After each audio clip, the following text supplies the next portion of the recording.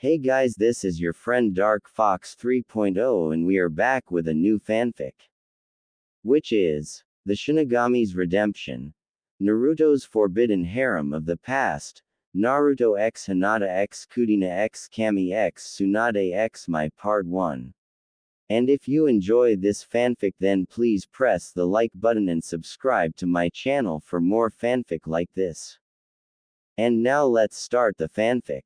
Naruto sighed, standing in front of the thriving village of Uzugakure, the moonlight streaming down on his unmoving form.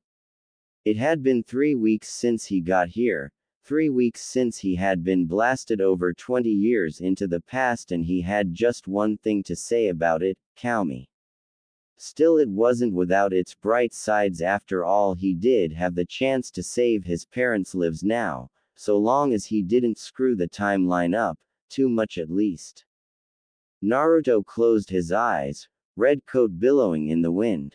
His chakra flared as he pushed it towards his eyes. The fox, or vixen as she preferred to be called, was strangely silent. It seemed even she was taking this seriously. It was a good thing he still had her, otherwise he could well have been clueless at the time of Whirlpool's destruction, and then where would he be? Naruto had decided the moment he found himself in the past to save his parents' lives, but to do that he needed to be close to them. Considering the year at the moment, they were both around 12 right now compared against his 16, that was going to be easier said than done. So he needed a plan. His original thought had been to try and enlist as a shinobi of Konoha. That fell through when he realized one thing. His mother, Kushina, was a Jinchuriki. They would likely monitor her far too closely for Naruto to get anywhere near her. Minato was out thanks to Jiraiya taking him on as an apprentice. The Toad Sennin was far too observant to let him get close. Then it hit him like a bolt of lightning, a way if not to keep them both safe, then to keep Kushina safe.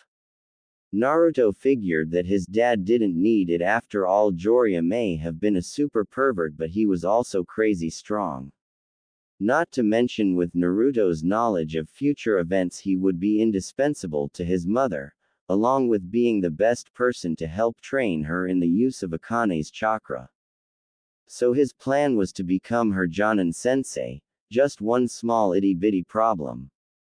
No way in hell was Konoha going to let him, no matter how strong he was, be her sensei. At this point in time they did not know him. He was an unknown factor, a wild card. No one was dumb enough to let someone like that near a Jinchuriki. So he needed credentials as well as a way to solidify himself as a friend. Akane had come up with the answer.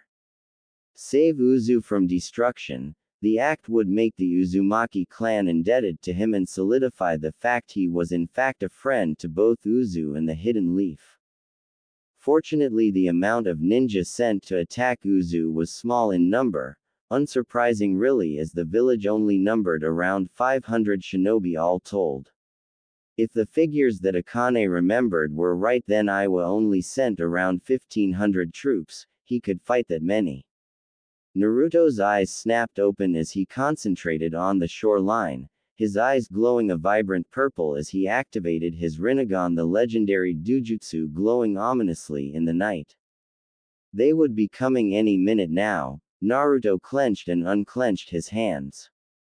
He saw them, hundreds of small figures sprinting across the water.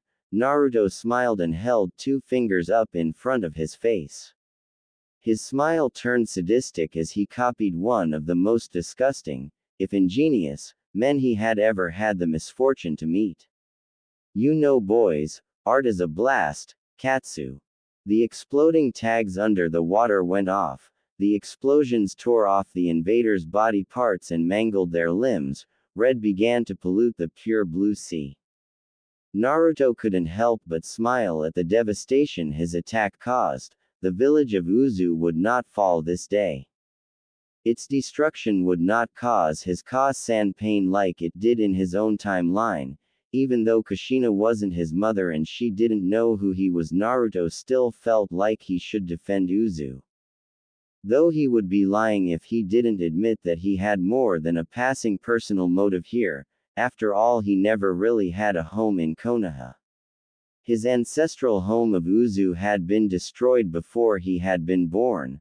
Part of him was defending Uzu simply so the him that would be born later would have a home, even if he failed to save his parents. Naruto extended his arms. He could hear the sounds of the Uzu shinobi closing in from behind him. He needed to end this and fast. Shinra Tensei. Naruto commanded, sending a wall of compressed gravity at the ninjas in front of him. The attackers' bodies were thrown backwards like rag dolls, his attack smashing them through the trees on the shoreline, breaking bones and killing most of the attacking ninja instantly. Most if not all of the survivors of his attack had ended in the water unconscious. It would lead to them drowning. Naruto could hear the Uzu shinobi getting closer. By the looks of things, he had very few enemies left alive on the battlefield. He raised his arms again, pushing even more chakra into his arms, bending and compressing the gravity in front of his hands. Shinra Tensei, the blonde declared, launching the wave of gravity again. It shredded through the remaining Iwa forces, and Naruto smiled as he felt the Uzu shinobi behind him. Turning around, the blonde smiled at the man behind him. "Sorry to ask," he said lightly. "But would you mind catching me?" he said before falling over in a dead faint. The Uzu shinobi that caught him chuckled. He was not quite sure if the man was a friend or a foe, but given what he had just done to their attackers, he would make sure that the Uzukage would hear him out. Naruto groaned as he woke up. His headache was killing him. The blonde looked up, his blue eyes saw a white ceiling. He breathed in the smell of antiseptic. Naruto sighed. He could already see where this was going, but he looked at the bed. Standard hospital issue. Naruto sighed. Even after being displaced in time, it seemed he still hated being in hospital. As such, he did the one thing that made any sense at the time. Me. He groaned, allowing his head to fall back onto the pillow. Naruto heard the distinctive sound of wood scraping on tile and looked to the door. Anbu, or whatever the Whirlpool Village's version of them was, walked through the door, with handcuffs. Naruto groaned again as he saw them. Me, sideways. Naruto, amazingly enough, actually did allow himself to be handcuffed, before being hauled in front of the man who called himself the Uzukage. Though Naruto did suspect that being called that was more a nickname or form of respect than anything else. After all, only the 5 great countries' leading shinobi had right to the title of Kage. The man was tall, slightly over 2 meters, and was dressed in battle armor, reminiscent of the Shadaime and Nadaime Hokages. He also had violet, blue eyes, something Naruto had always found rather exotic even on his mother. The man sat down before him, a stern look on his face, as if evaluating Naruto's worth. "So why don't you tell me why you decided to help my village and we can work from there?" The man proposed, not bothering to give his name. Naruto sighed. Oh boy, this was going to be a headache. The next few hours were spent with Naruto explaining to the man who called himself Uzukage what he had done in the battle. He also managed to convince him to undo the chakra restrictions on him in order to show the man his Rinnegan. Fortunately, it also allowed him to slip a hypnotic suggestion into the man's head using the genjutsu of Uchiha Shisui Kotoamatsukami, lit. Distinguished Heavenly Gods. The suggestion being that he be rewarded with a few requests for his services to Uzu. Requests that the Uzukage would do his best to honor. It was one of the times that Naruto was glad to be in Uzumaki. Kotoamatsukami would normally only be usable once every 10 years. However, with a body like his with DNA similar to the Senju clan, Naruto could cut down that time to once a month. The Uzukage smiled at the young man in front of him. "Well then, let me thank you behalf of Uzu for saving our village. I will be putting in a request for additional support to Konoha. Naruto smiled at that. It was just the opening he needed.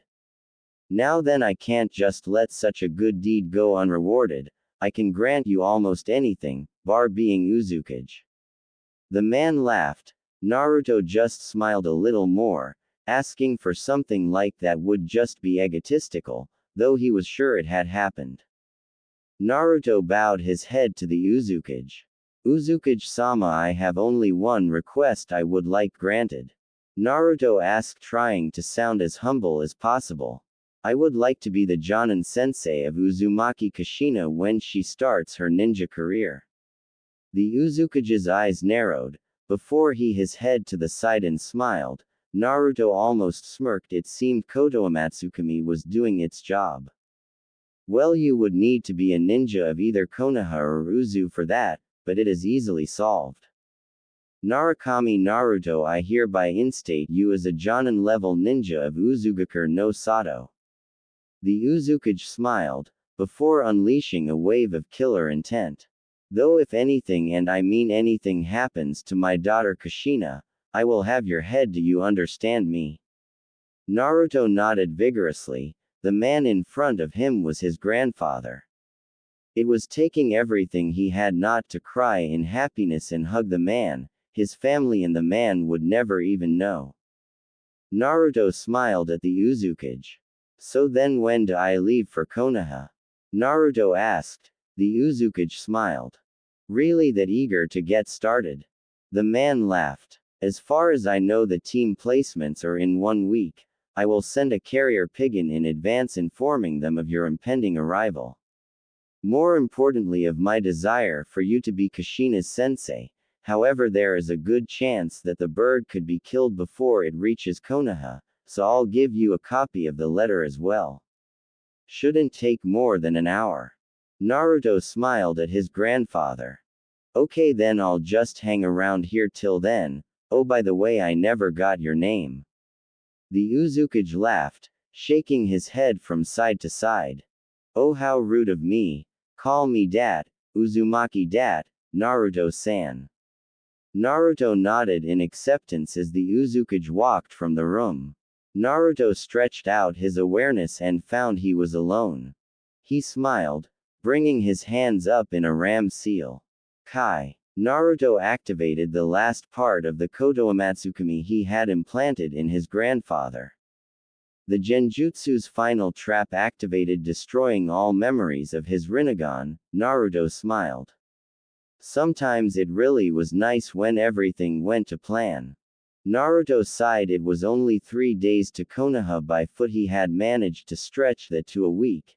No way in hell was he going to be able to put his Gigi under a Kotoa Matsukami-induced illusion. Oh well, not everything in life was easy. A smile found its way to his face as the great gates of Konoha came into view.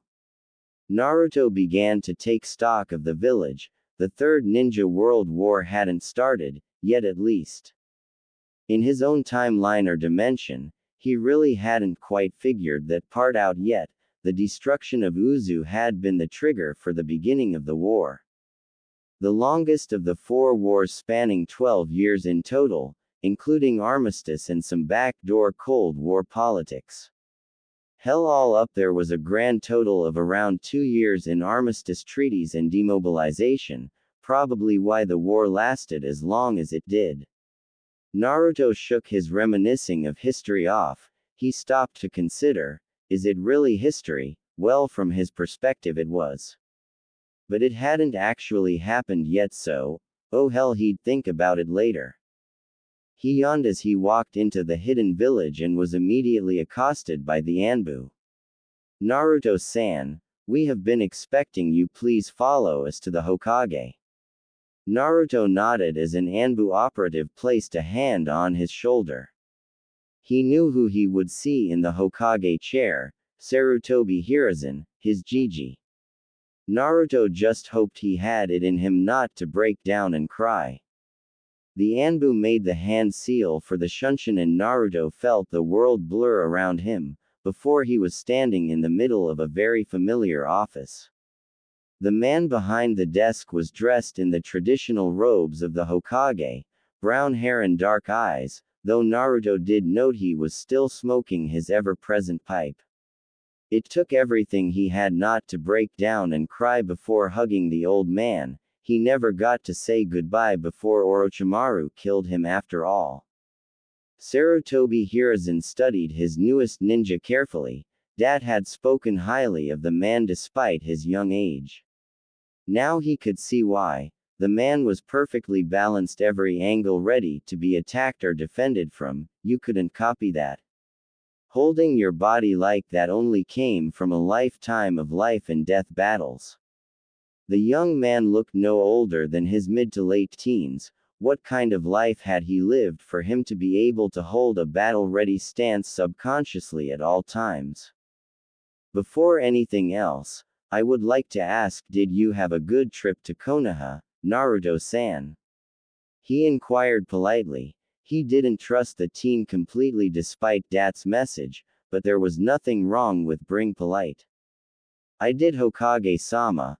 I must say that Hai no Kuni is a lovely country this time of year. Naruto replied just as politely. Hiruzen smiled in acceptance of Naruto's statement before frowning at the young, but obviously well-trained shinobi. Now then, why do you want to train Uzumaki Kushina? Naruto sighed. This is going to be a long day, he lamented internally.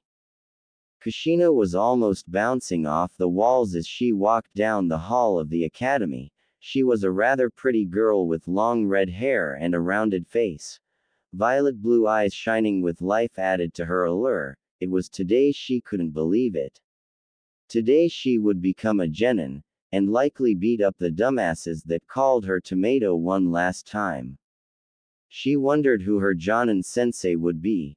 Would she be paired with Makoto-chan? Kushina hoped so. She and the young Uchiha worked well together. Kushina wasn't really one for ninjutsu, preferring tai and kenjutsu to that particular branch of the ninja arts. But her chakra chains more than made up for her lack of ninjutsu and would allow her to hold an enemy down as Makoto fried them with a kaiden jutsu. Kushina made a mental note to learn some basic wind ninjutsu to complement her friend.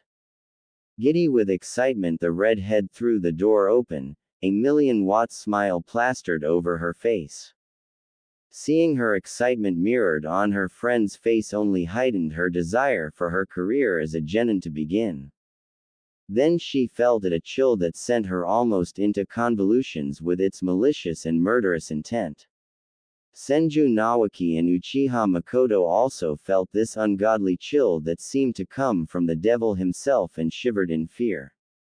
Oddly enough, this happened at the same time as Namikaze Uzumaki Naruto, or as he went by now Narukami Naruto, was planning out his torture training methods for his new genin team.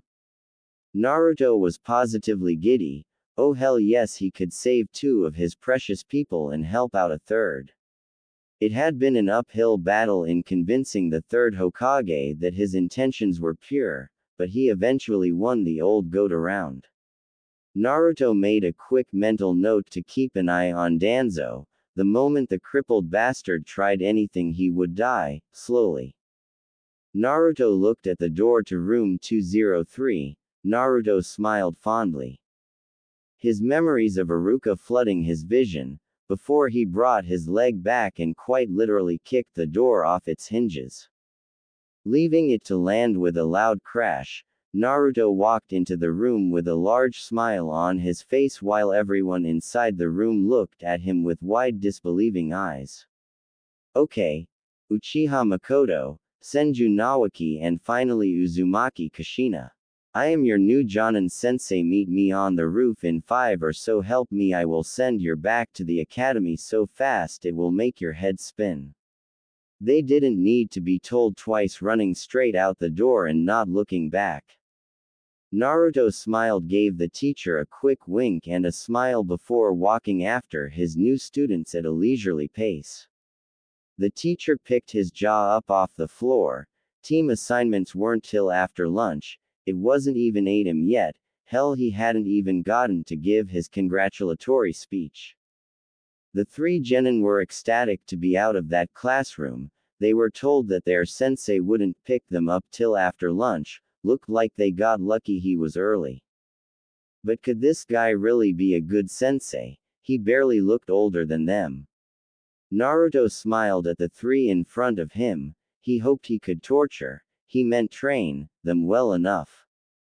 As one, the three genin of the newly created Team 5 shivered, like a malicious god was about to bring down swift and horrible retribution on them. Okay, then tell me your likes, dislikes, hopes, dreams, and any fun facts or hobbies you have. Naruto said cheerfully. He would not pull a Kakashi when it came to be his turn to give an introduction, no matter how tempting it may be. You're up first, Tomato-chan. Naruto said, pointing quickly at his miniature mother. A tick mark appeared on Kushina's head. Who the hell are you calling a tomato, you bastard? The fiery redhead yelled, charging him, rage and embarrassment clear on her face. Naruto sighed.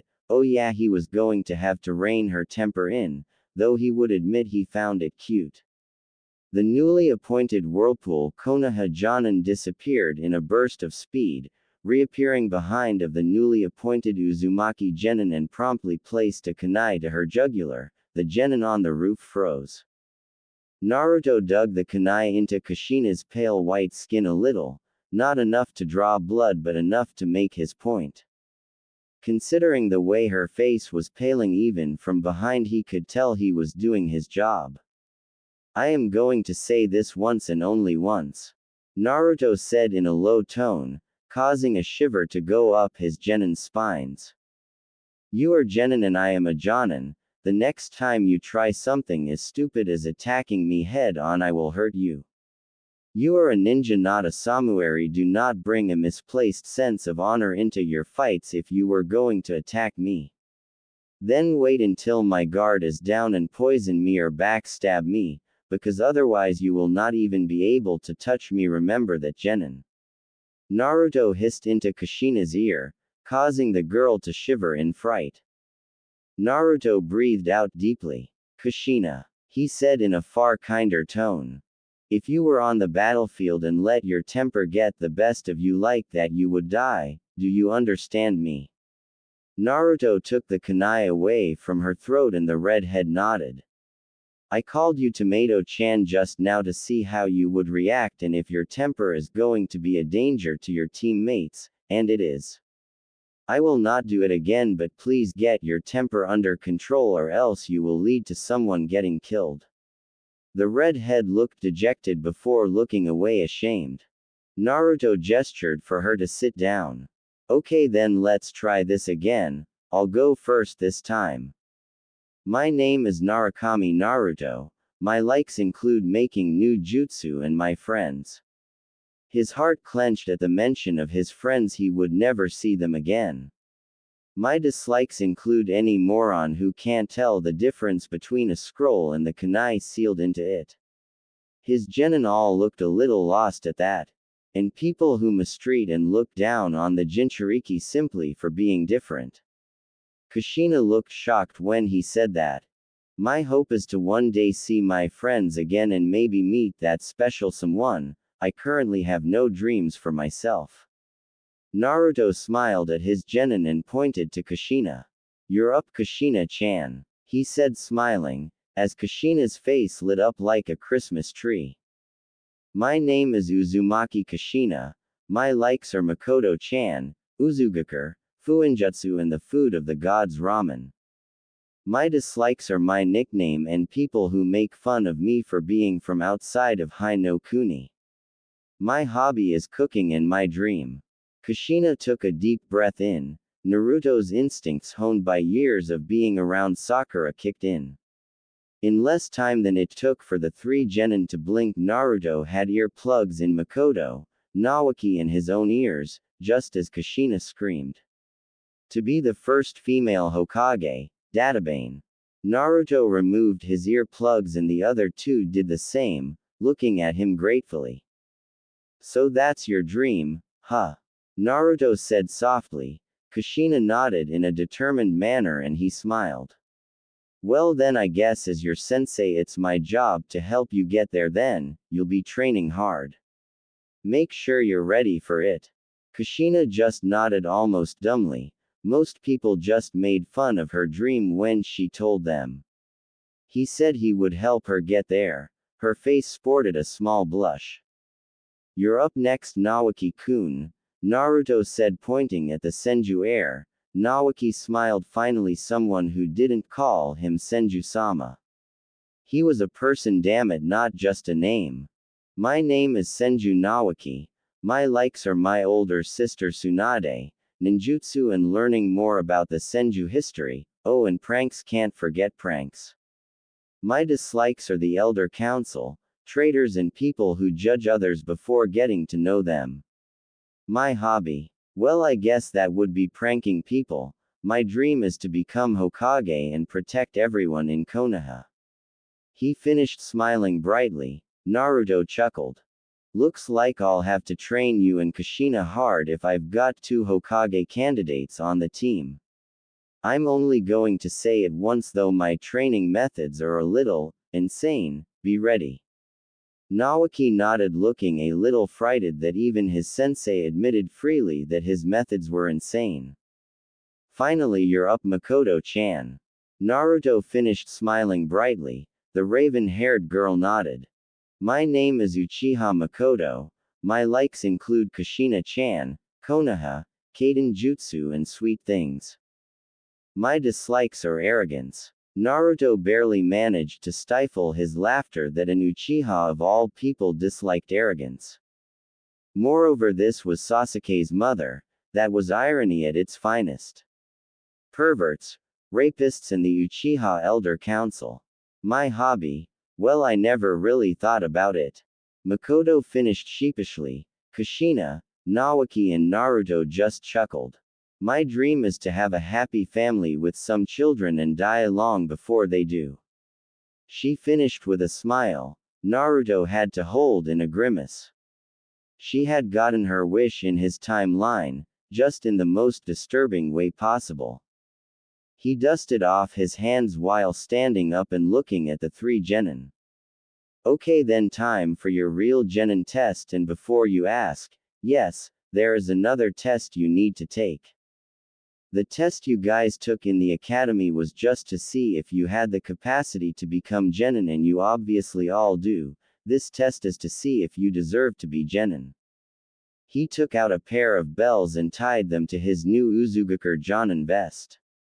Your test is to get these bells from me before sundown today. Any and all forms of attack are allowed and the only restrictions are that you have to stay inside Konoha or the training grounds exempting ground 44, go. Naruto disappeared in a poof of smoke revealing him to be a shadow clone. It took about 5 minutes for the genin to work out what he meant and immediately ran in opposite directions to find him. Nawaki shivered. He could feel it a predator was watching him, just waiting for him to show some kind of weakness before striking. It had been 3 weeks since Kushina, Makoto and he had passed the true genin exam and been thrown into this hell that their Jonin sensei called training. Now that wasn't to say he didn't think Naruto wasn't a good guy, he actually had a lot of respect for the older blonde. But his training methods were insane. What kind of monster would do this to children? He felt his back press up against his 2 teammates. Is he gone? Makoto asked in a fearful tone. They had been dodging surprise attacks and exploding clones all day, their nerves were at breaking point. No, he's not. Kushina stated sounding more than a little frightened. He watching us waiting for our guard to slip. The 3 genin were standing back to back watching the forest as if it was a monster waiting to devour them. Waiting for your guard to slip? Came the honestly confused voice. Who said it hadn't already? The cheerful voice asked. Right from the center of their formation, Nawaki turned around first kunai leading. Naruto's boot met the Senju heir's sternum and sent him flying, cracking a rib. Makoto jumped back to get more room and quickly found a fist buried in her gut, doubling her over and causing her to vomit. Naruto spun, raising his leg to deliver a brutal axe kick to Kushina's head. They would thank him for this later. He knew the third ninja war would start soon. As much as he hated himself for doing this to them, they would need this training to survive a hell like that. Naruto gave all his genin a quick once-over. They were good, very, very good. He had made the right choice doing nothing but training for 3 weeks. His genin slowly managed to haul themselves off the floor, all of them coughing up blood. Naruto smiled at them, before taking a scroll out of his vest. Okay then Team 5, great job today. I am happy to tell you that tomorrow you have your first C-rank mission. Naruto said, smiling at them. The genin's jaws dropped. A C-rank mission. They hadn't even done 1D rank yet. They took it all back. Their sensei was awesome.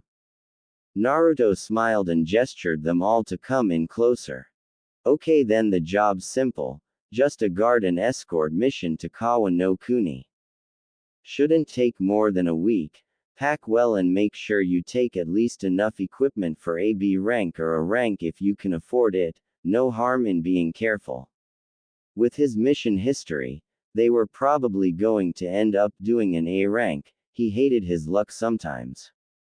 Naruto vanished in a puff of smoke to reappear over by the entrance to the training ground. So then why are you all still standing there? Naruto asked, pointing at the three. Then they heard it, the telltale sound of an exploding tag. Nawaki spun around. Cow! He screamed, jumping away from the model cow covered in explosives, an action that was quickly mirrored by Makoto and Kushina. The cow exploded, sending them all skidding across the grass of the training ground, with minor burn marks marring their forms.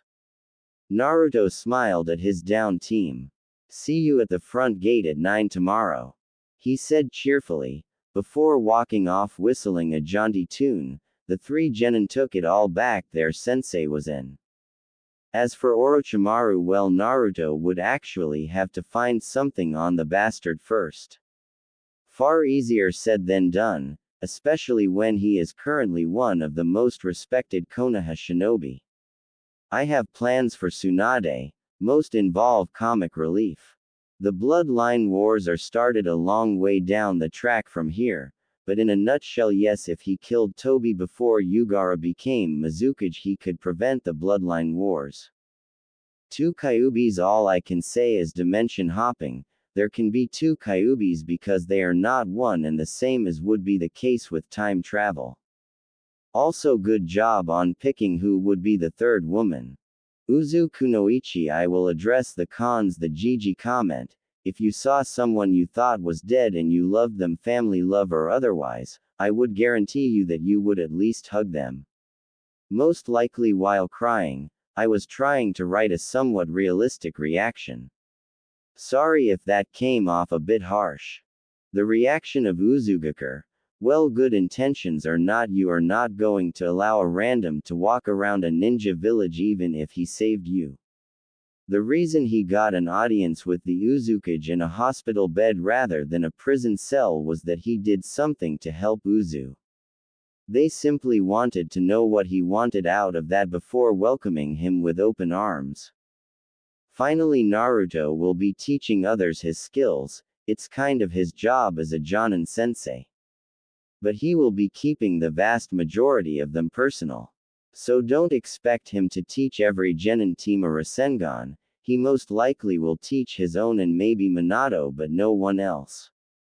Sabaku Ukami. Thank you. I am glad you found it amusing. As for how I got the idea of a cow, it involves copious amounts of beer.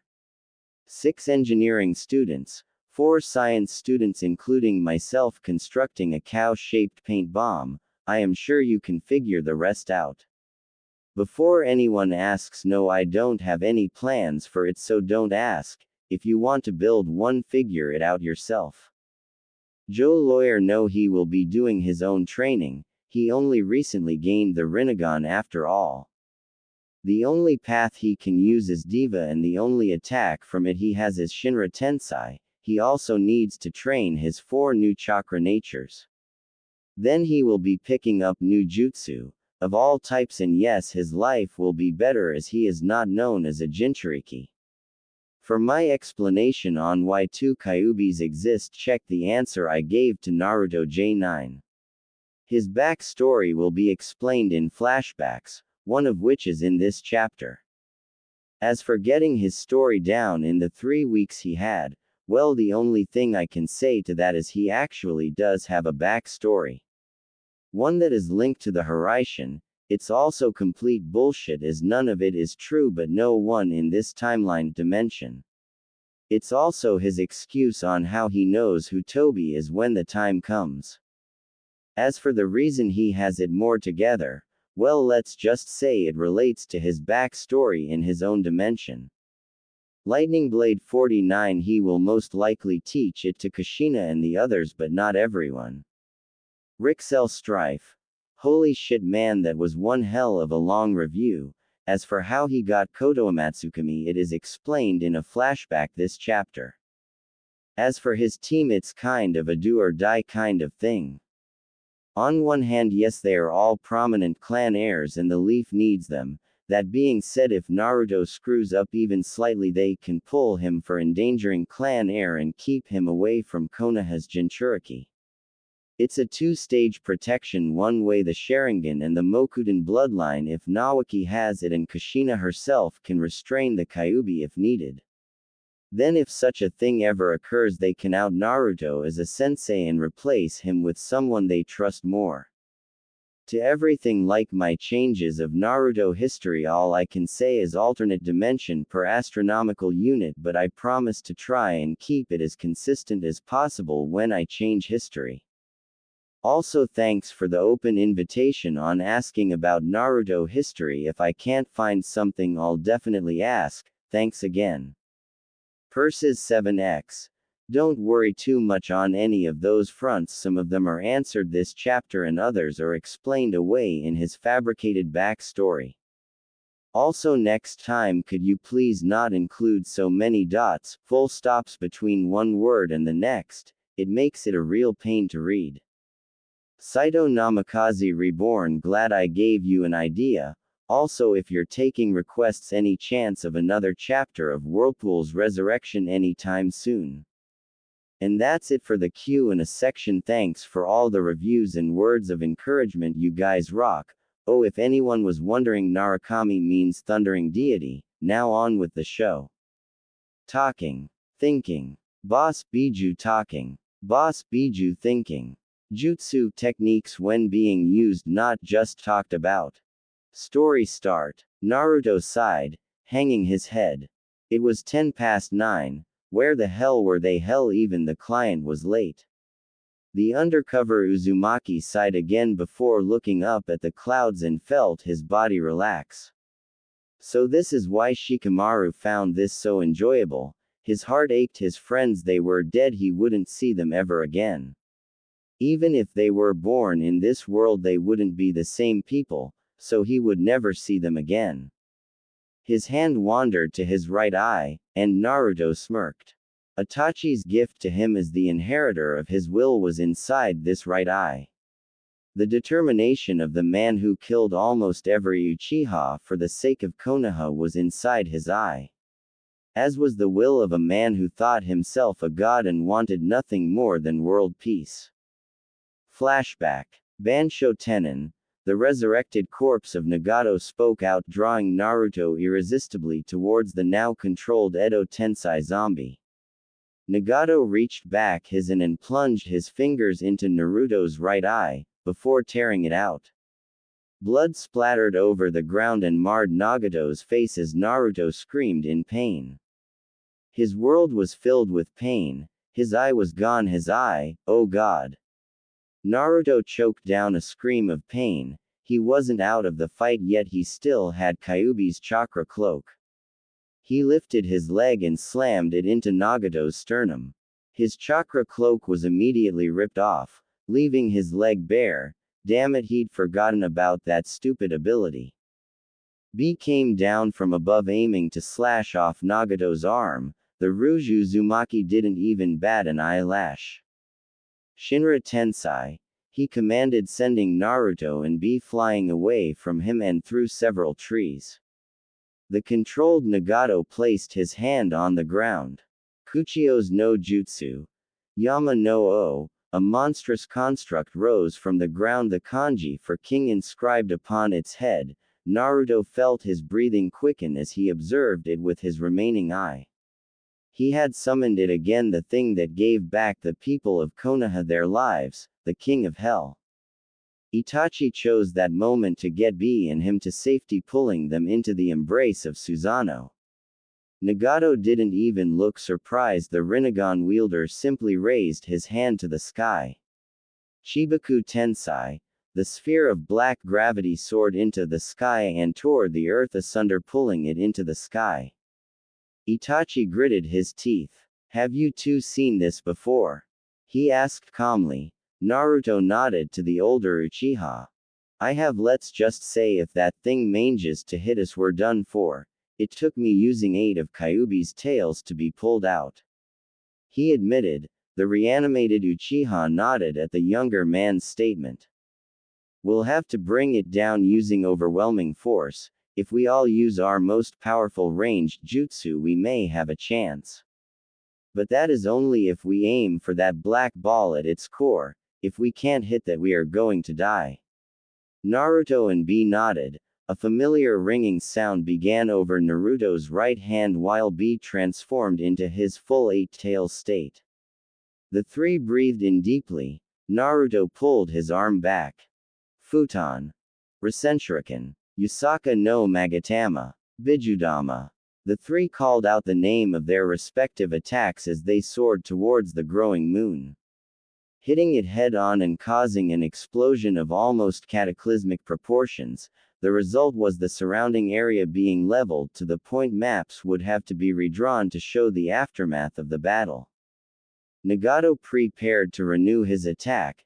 The Edo Tensei construct looked down, a glowing katana impaling him through the stomach. Nagato smiled at being released from his servitude before looking at Itachi. Thanks, I guess I owe you one. The Uchiha smiled at the former. Gods, words of thanks. Anything you want to say, Nagato? Before you are sealed by the sword of Totsuka possessed by my Susanoo. The Ryuju Uzumaki sighed and smiled, looking at the sky before looking at Naruto. Yes, actually. Naruto, could you come over here for a second? He asked. Naruto looked at Itachi uncertainly. The Uchiha nodded and Naruto walked over to his family, stopping in front of him. Nagato smiled at him before reaching out and grabbing the crow off of Naruto's shoulder and ripping out Shisui's eye. Before grabbing the Uzumaki heir's head and smiling as he placed the eye near Naruto's now vacant eye socket. I can't give you back your old eye, but I can give you this one, if you would like it, Naruto. The former terrorist asked. Naruto looked taken back. He could see out of his right eye again. He had already given up on ever doing that again. What do you think, Itachi? Nagato asked, smiling at the freed Uchiha. Itachi gave a small smirk in return. Accept it, Naruto. Inherit my, Shisui's and Nagato's wills. Your parents Namikaze Minato and Uzumaki Kushina, you are their living legacy. Accept Shisui's Sharingan and become ours as well. You will be the light we three leave behind in the darkness. The Uchiha said in a kind tone. Nagato smiled and Naruto felt his mouth dry up. Become their living legacy? What the hell were they thinking? Come on guys, there has to be a better person for the job. I'm sure I'll screw something up. Nagato and Itachi looked at him like he was crazy. Naruto.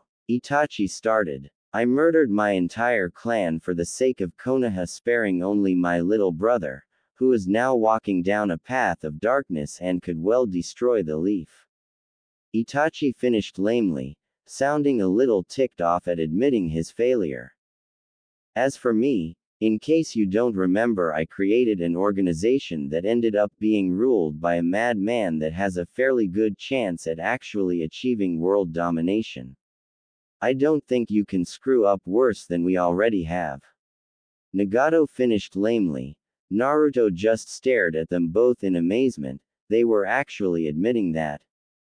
"But I mean B had enough at this point and smacked Naruto upside the head.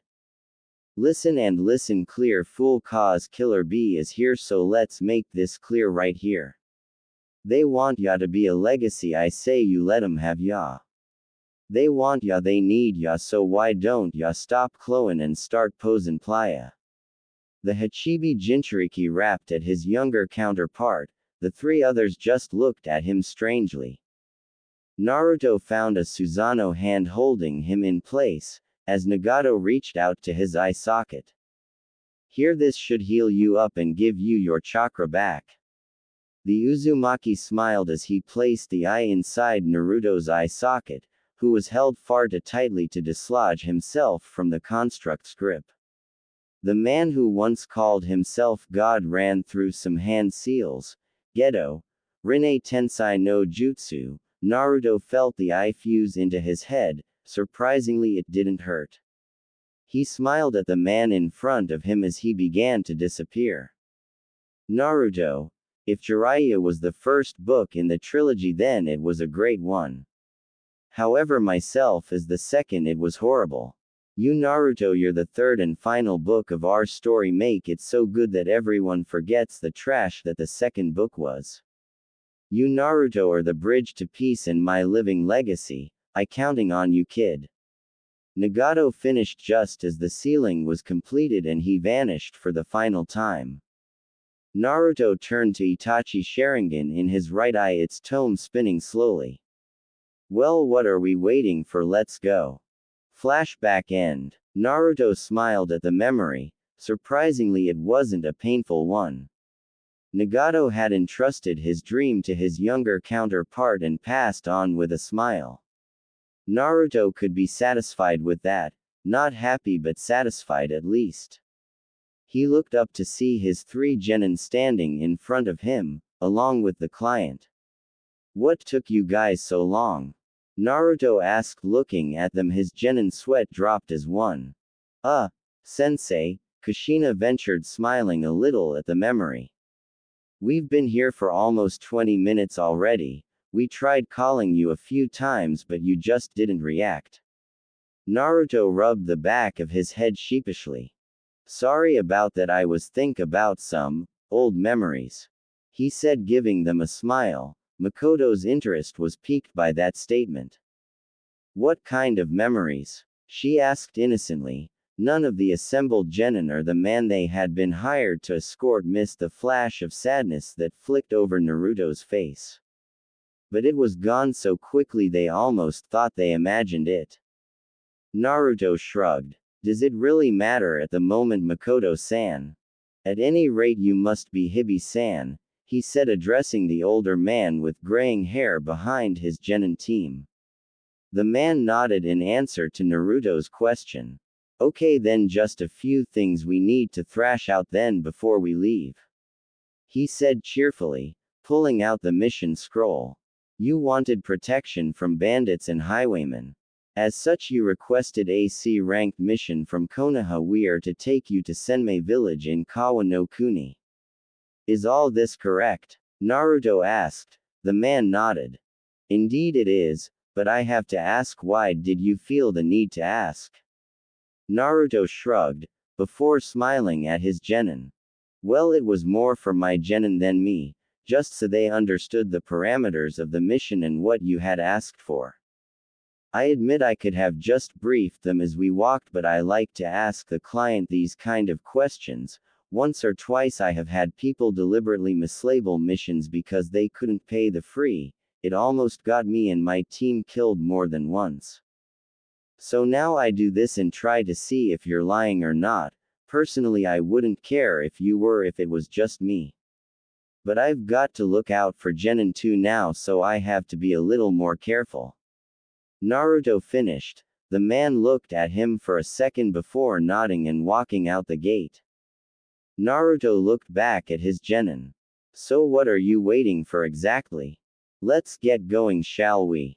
They didn't need to be told twice, and ran after the client. Naruto chuckled and jogged after them. All three of them seemed so eager.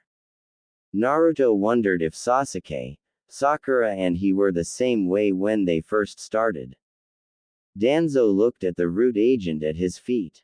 The Kyuubi Jinchuriki has left the village. He asked, making sure he knew the full situation before he acted. The root agent nodded. Hi Danzo-sama, the Jinchuriki was spotted leaving the village at 9:30 this morning. In the company of Uchiha Makoto and Senju Nawaki, the Jinchuriki's teammates, as well as their Jonin instructor and Uzugakure shinobi called Narukami Naruto. Danzo looked intrigued at that piece of news. Sarutobi is letting an outsider train our weapon? He asked the man bowing before him. The man nodded. Hi Danzo-sama, to make matters worse, we cannot find anything about this man. He was instated as an Uzumaki Jonin only a week before he arrived to be the Jinchuriki's sensei. Before that there are no records of this individual, nor any records of why he would be trusted with such a high-priority mission. The agent finished. Danzo sat back on his chair deep in thought. Send a SEAL master, or at least as close as we have after the Jinchuriki's team. Tell them to keep their distance and ambush them on the way back to Konoha. The Senju heir shows no signs of being able to use the Mokuden. He is expendable.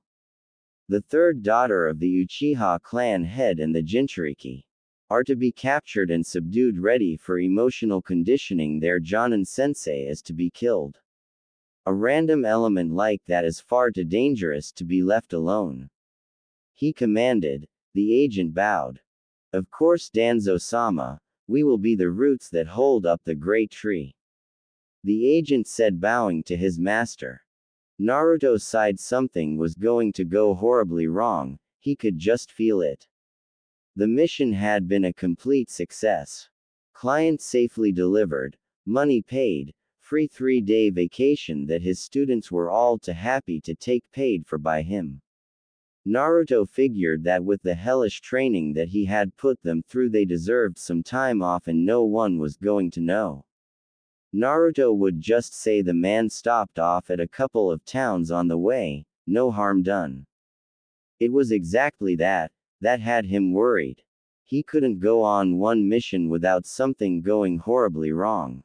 Be it bandits, jutsu thieves, people raising the dead and one-time jutsu thieving vampire bandits, that kind of shit does not happen to normal people. Yet this was going off without a hitch and that worried him. Kushina looked back at her sensei who was bringing up the rear of the group. She wasn't sure why, but she had this small ache in her chest.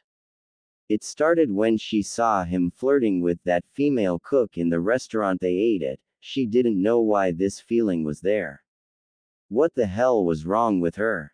Naruto sighed. He could feel the trap up ahead, if whoever set this up was good.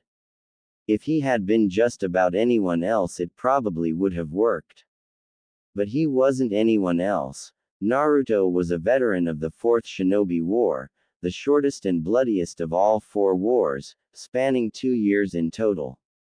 With a grand total of almost 33,000 casualties out of the original 50,000 shinobi in the Allied forces. He'd been dodging traps better than this one in his sleep for years. Naruto pumped chakra to his legs and disappeared in a burst of speed to appear in front of his genin.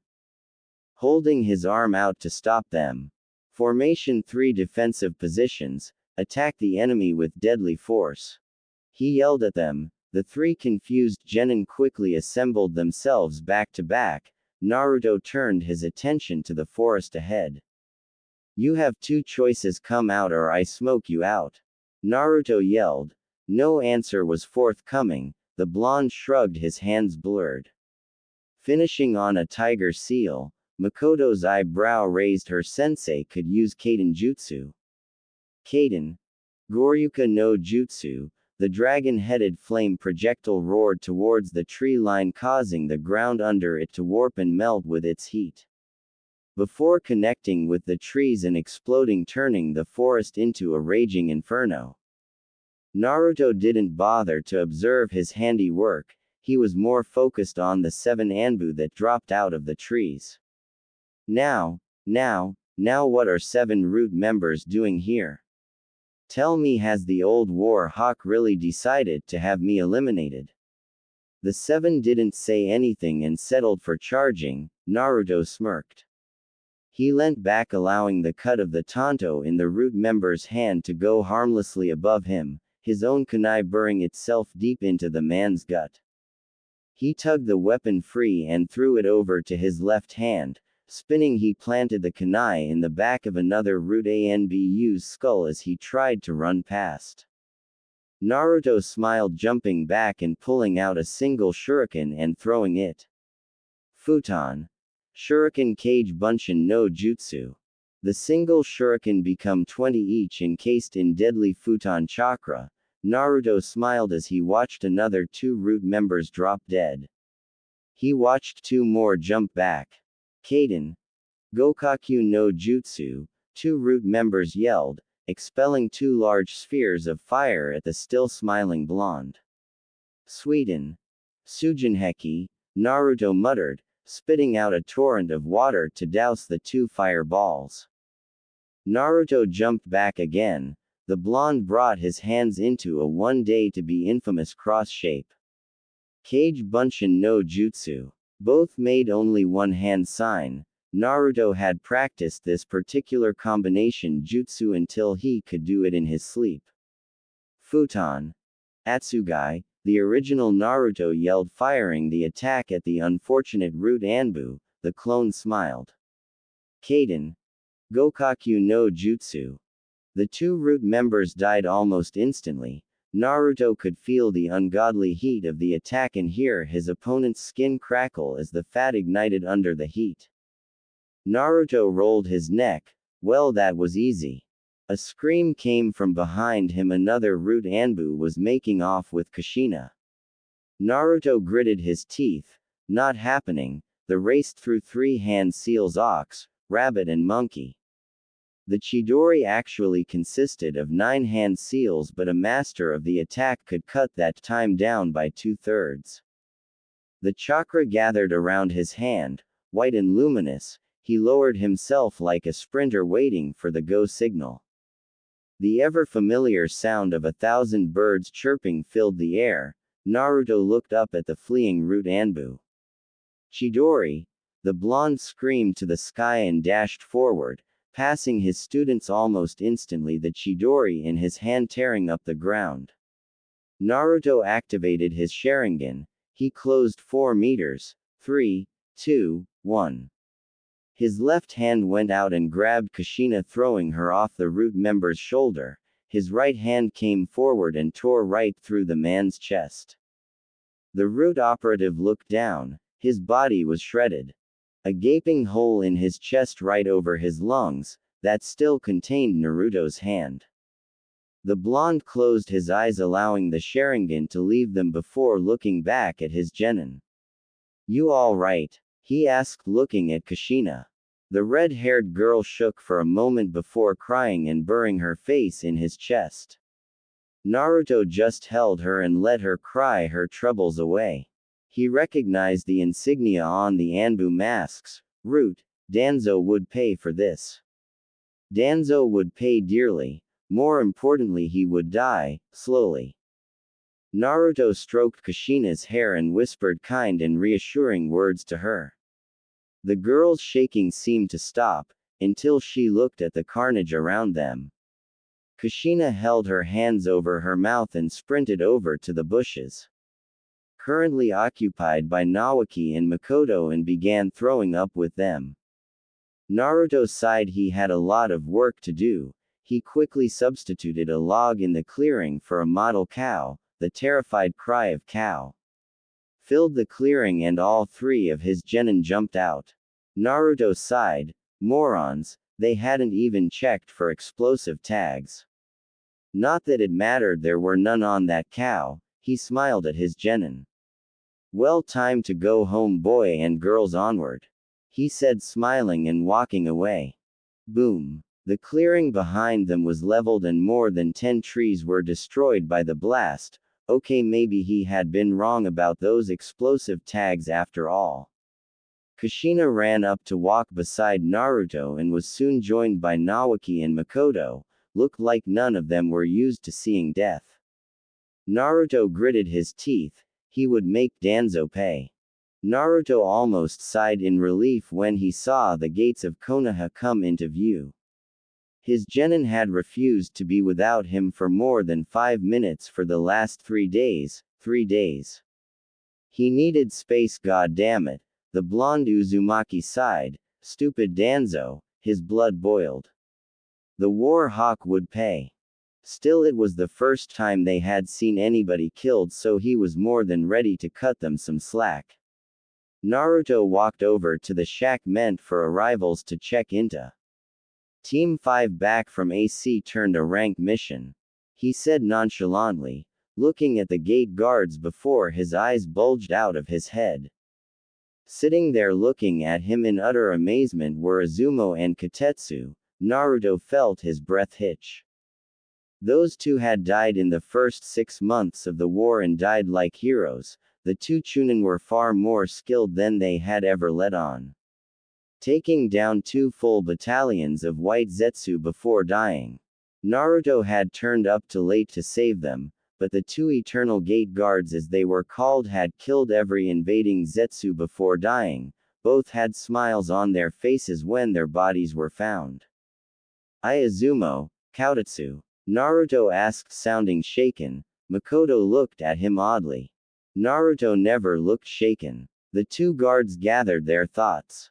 Sorry, you got the wrong guys. My name's Maimo and this guy's Kumo. The Izumo look-alike gave him a quick once-over. But Izumo and Kotetsu are our sons' names. How did you know that? Naruto placed a hand on the back of his head and rubbed it sheepishly. Holy hell, what were the odds? Sorry, but I had no idea those were your sons' names. You guys just reminded me of 2 people I met called Izumo and Kotetsu. Naruto said, smiling brightly. The 2 men nodded in understanding. I just hope our kids don't turn out like us. Maimo sighed. Got that right, they call the 2 of us the Eternal Gate Guards. Kumo lamented before sighing as well. Naruto couldn't help it, he burst out laughing. Signing the entrance book, he walked away, genin in tow, chortling all the while. When they arrived in the center of Konoha, Naruto turned back to his 3 charges. Okay, then I just have to go and give the mission report to the Hokage and the money will be deposited into your accounts. With the appearance of those fake Anbu, the mission will be classified as a high B to lower in rank, so there will be more put in than you were expecting. Last but not least, don't mention our little vacation or we will all get in trouble. Just pass it off as we stayed for 2 days with the client at Tsunagai because he wanted to gamble. Most if not all should buy that excuse, and those that don't will probably find it too much trouble to get truth out of you. Dismissed. Naruto finished smiling at his genin. Naoki and Makoto nodded and walked off, though they still looked uncertain about leaving. Kushina, he noted, stayed behind for some reason. Something you need, Kushina? Naruto asked his miniature mother, student. The redhead nodded, a small blush on her face. Could I come with you? She asked in a small voice. Naruto considered it for a second. On one hand, this could get ugly quickly. On the other, Naoki and Makoto had family to help them get used to things like seeing people killed and killing others. Kushina had no one, at least not in Konoha. She would probably feel better being near someone she knew. Naruto scratched the back of his head. Oh hell, why not? Fine.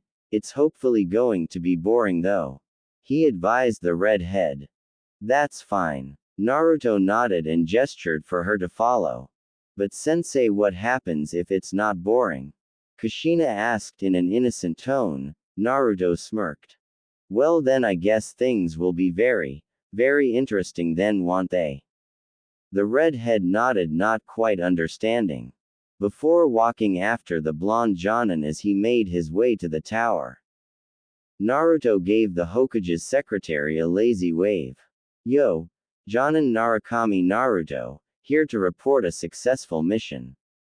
Is the old monkey in for me to see? Naruto asked as politely as he could. The secretary's eyes widened and Kushina's mouth dropped open. What kind of person called the Hokage an old monkey? Sorry Naruto-san, but he is in a meeting with the joint councils right now. The secretary replied, still not quite over the way he referred to the Hokage. Naruto's smile turned sadistic and Kushina shivered. She knew that smile. The same one was on his face before he started throwing model cows covered in explosives at them. When he had that smile on, things never ended well. Is Shimura Danzo in this meeting? Naruto inquired. The secretary nodded and Naruto gave her a flirtatious grin, before taking her hand and kissing it. Thank you for that wonderful news, Tenshi-san, he said, smiling coyly at the secretary who seemed to be enjoying the treatment. Kushina felt a small pang of pain in her heart. Naruto quickly righted himself, smiling at the secretary. What room, if you please, Tenshi-san? Our room 74, straight up the steps and fourth door on your left on the third floor. Naruto nodded to the woman and walked up the steps, Kushina following closely behind. He sighed, looking at the door to the meeting room before taking out a storage scroll and smiling. Naruto turned to Kushina, his previously cheerful expression gone. Kushina, if anything happens, stay behind me, okay? He doubted it would, but this was Danzo he was about to piss off. Naruto was not taking chances. The Uzumaki heiress nodded, a slightly worried expression on her face. Naruto turned around, looked at the door for a second before shrugging. Then pulled his leg back and kicked the door off its hinges. Kushina's jaw made close acquaintance with the floor. Who the hell did things like that? The door crashed through the room, embedding itself in the wall opposite. The Hokage stared at the doorway, currently housing a very angry-looking Narukami Naruto. All his time spent with the young man, the blonde had always been laughing and joking, but now his face and more importantly his eyes looked as cold as ice. Naruto stalked into the room, an Anbu operative charged, his sword aiming for Naruto's neck. The blonde had a kunai out and coated in futon chakra before anyone could blink. Severing the sword near the guard, while spinning before planting his elbow in the Anbu's face, shattering his mask, the man went down hard. The second operative dropped from behind, Naruto's leg hooked up, catching the dull edge of the ninjutsu with his heel. The pushing it off onto a different angle and clotheslining the unfortunate Anbu, the Anbu met the floor with such force his head actually cracked the concrete. The blonde Uzumaki continued his walk forward like nothing had ever happened, pulling out a scroll and throwing it in front of the Hokage. Sarutobi-san, you have exactly 10 seconds to tell me why my team was attacked by Konoha Anbu. The Hokage looked at him strangely. What do you mean, Naruto-san? The blonde looked angry. When my team was returning from their mission to Kawa no Kuni, we were attacked by 7 men wearing Anbu masks, carrying the emblem of Konoha. Along with the insignia for root or NE on their masks, I killed the attackers, but I cannot overlook the threat that these men posed to my students.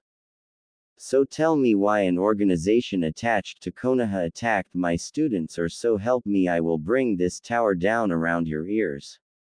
Naruto hissed the last part out. He was angry at Danzo beyond all belief right now. But he couldn't go straight for the old war hawk until he had more than circumstantial evidence, so he would settle for making his life harder. The old Sarutobi looked at the blonde, counsel forgotten.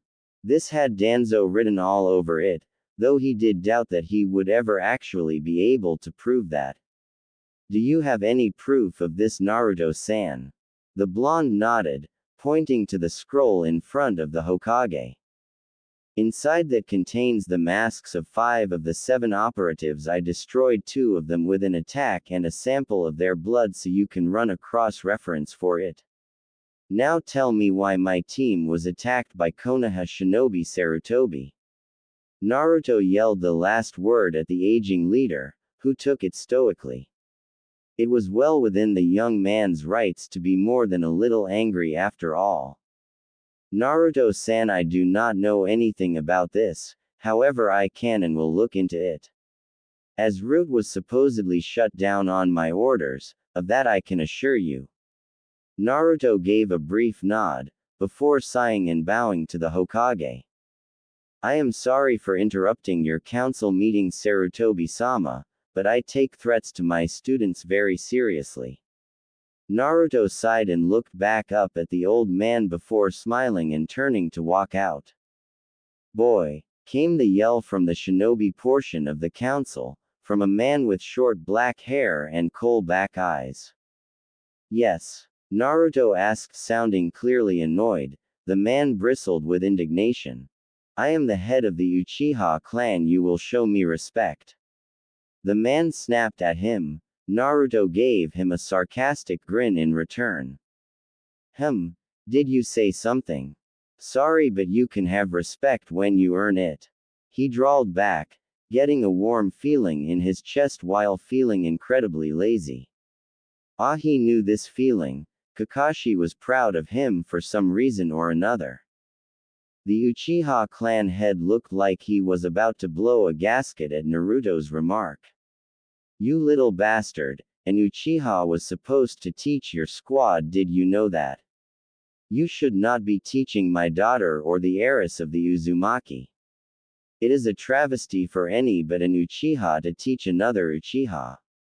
Naruto had enough of the man's rant and threw a kunai at the screaming Uchiha, who couldn't move quite fast enough and ended up with a cut cheek.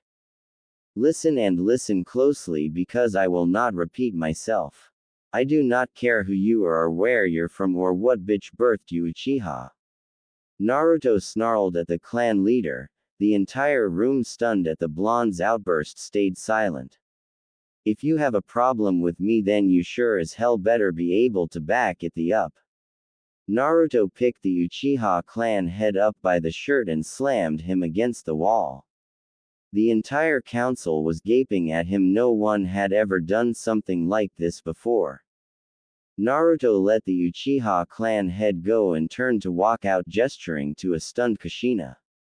So I had better be able to back it up, huh? Came the voice from behind him. Naruto turned to see the Uchiha clan head staring at him with barely restrained hatred. An untested boy like you having an Uchiha and the heiress to the Uzumaki on your squad is a travesty. I challenge you for that right. Naruto looked at the Uchiha for a second, before snapping his neck to each side. So what are the terms? Naruto asked lowly, his anger simmering below the surface. The Uchiha clan head smiled. Simple. If I win a sparring match against you, then you have to hand leadership of your squad over to the Uchiha clan as a collective. Naruto his head to the side and nodded. And when I win? The Uchiha leader burst out laughing. You won't win, boy, but if by some miracle you do, then I will grant you one request that the Uchiha clan as a whole has to honor. Naruto smiled. Oh yes, that would be more than handy. Well then, if you don't mind, I will make my prize known now. The Uchiha nodded dismissively. If I win, then I want all of the Uchiha clan's collective knowledge of Kaden Jutsu, in such a form that it can be read without the use of a Sharingan. The council looked floored at his deceleration. The clan leaders had their eyes bulging out of their heads at the gift he wanted from the Uchiha clan. Those scrolls contain Uchiha only jutsu. I cannot just allow you to have them. The Uchiha clan head growled out. True, Naruto admitted, before smirking. However, in case like this where it's the result of a bet or a challenge like you have just presented me with, those rules are waived and I would be able to make full use of those techniques, even if they were supposed to be restricted to the Uchiha clan. Naruto finished smugly, his smile becoming bloodthirsty. The Uchiha clan head snarled at the blonde. Fine, I agree to your terms. The date for our match will be tomorrow at noon. Training Ground 5, the council will be in attendance as mediators for outmatch. Naruto nodded, smiling before walking out of the room, Kushina trailing behind. Here's inside, now he had to replace that door. Why him? Sensei, was that really a good idea? Kushina asked, sounding worried. Naruto smiled down at the red head. Sure, it was Kushi-chan, always a good idea to take a bet you won't lose. Naruto said proudly, missing the blush on Kushina's face at his way of calling her.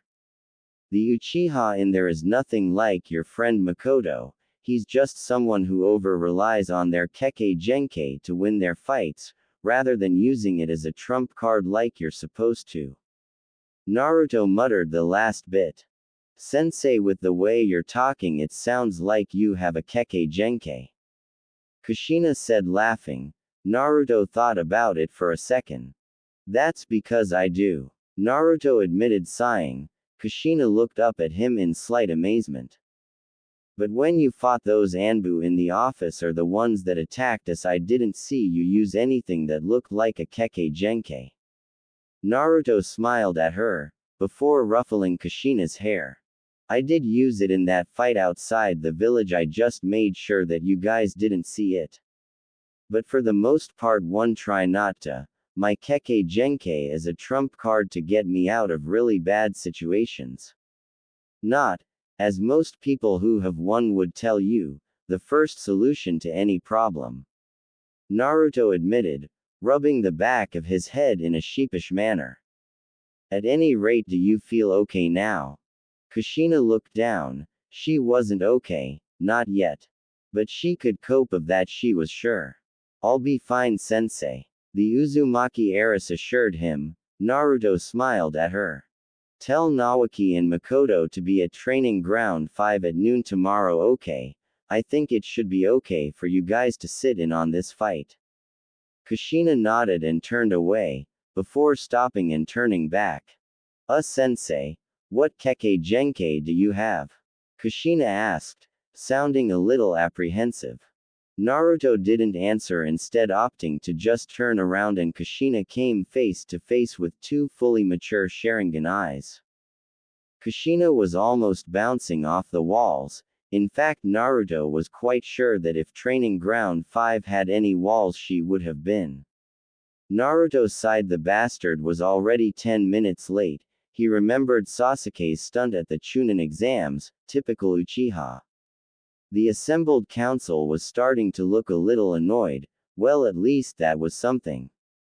For once Naruto wasn't the only person pissed off with the Uchiha. Naruto took a brief look at his students. Nawaki looked bored, Kushina exited, and Makoto nervous, for him or for her father he wasn't sure. Naruto threw a look over his shoulder, and whistled. It seemed like the whole of the Uchiha clan had turned out for this little fight. Okay, that was an exaggeration, but there were at least 100 of them, Naruto sighed. Glad you could finally join us, Uchiha-san. Naruto called out, smiling at the look of anger on the Uchiha clan head's face at the informal address. You will show me respect, boy. Clan head yelled out. Naruto sighed. Like I said before, respect is earned, not given. Oh, by the way, I never got your name. Naruto said, yawning. The man puffed out his chest. Uchiha Koken. Clan head of the Uchiha. The man took a taijutsu stance and Naruto yawned. Well then, are we all ready? Naruto asked, sliding into his own stance. The current Hyuga clan head walked into the space between them. Uchiha Koken vs Narukami Naruto, Hajime. He swung his arm up, jumping backwards. The man got the feeling he did not want to be in the middle of this. Naruto blurred forward as the Uchiha activated his Sharingan. Naruto's fist came forward, and was pushed away. A leg came at his abdomen. Naruto swept it out of the way, jumping to deliver an axe kick to the clan head. He saw the Kwani position to stab him and changed his attack, letting the sole of his foot land on Koken's arm and pushing off into a jump. Naruto twisted in mid-air and threw a shuriken at the Uchiha, one coated in futon chakra. The Uchiha leaned back and allowed the attack to pass over his head, smirking right up until Naruto buried his foot in the man's stomach, sending him flying. The entire exchange took less than 10 seconds. The Uchiha flipped himself in mid-air, before blurring through hand seals. Kaden. Gokaku no Jutsu. Naruto smirked and slammed his hands together. Ninpo Kekai. Tengai Hojin. The barrier sprang up, holding back the flames. Naruto wanted to end this quickly. Koken was good, he would give the man that, but Naruto was an S-rank shinobi. Koken was a low to mid-A rank. There was a reason most S-rank shinobis didn't work together. It was because you actually had to be an S-class to fight an S-class. You were that strong you didn't need to work as a team. Naruto decided to end it. The Uchiha clan head charged forward. Naruto smirked, chakra gathering in his hand. He pushed it faster and faster, making it more condensed, more concentrated, until he was holding the heart of a storm in his hand. Koken lashed out with a fist. Naruto caught the offending limb and dragged the man in closer, slamming the spinning orb of chakra into his gut. Rasengan. The attack ripped through the clan head's clothes and skin, before pulverizing his bones and shattering most of his rib cage. Koken was flung back, impacting with a tree before going through it and the four behind that one. Naruto turned to his team. He won't be getting back up from that. Take the next 3 days off and meet back here on Monday. The three just nodded, not trusting their voices. All three's jaws were firmly acquainted with the floor. Naruto turned to the Uchiha elders. I'll expect my winnings in 3 days. Naruto said pointedly, before walking off, leaving a stunned crowd. Naruto walked back to Konoha at a lazy pace, whistling all the way. Naruto let his body sway backwards as Makoto's kick flew over him. The blonde reached up, grabbing the leg, before pivoting and throwing the black-haired girl at Nawaki. The Senju heir's eyes went wide as he saw the Uchiha flying towards him. He abandoned the hand seals he had been making and got ready to catch the girl. Makoto hit the Senju with close to bone-shattering force, sending both of them flying. Naruto felt the ground under him rumble and jumped, deliberately leaving his arms hanging low. A pair of chains erupted from the earth, snaking around his outstretched limbs. The blonde smiled as he spotted Kushina, who was smirking at him triumphantly. I got you, sensei. The redhead declared. Naruto sported a smirk of his own and Kushina's blood ran cold. You know, Kushi-chan, there is a difference between catching someone and me allowing you to catch me. Naruto stated. The redhead looked confused before Naruto gripped the chakra chains and swung them with all his might. Kushina's eyes widened with horror as she was lifted from the ground by the force of Naruto's swing, and she found herself flying through the air. Naruto smirked before slamming the unfortunate Uzumaki into her teammates, sending all three of them flying as the chains dissipated from the impact. Naruto leapt onto a tree branch which was overlooking the three downed genin before leaping into the air. He rushed through the 7 hand seals with a speed that only a veteran could. Horse, tiger, ram, monkey, boar, horse, tiger. Naruto inhaled deeply, air saturating his lungs. Kaden. Gokakyu no Jutsu, Naruto yelled, expelling the orb of flame from his mouth. The attack raced at the genin. Makoto looked up at the fireball racing towards Kushina, Nawaki and her. It was at least 3 body lengths across and 4 high. She could hear water running behind them. Her sensei must have dumped them there for them to be able to defend.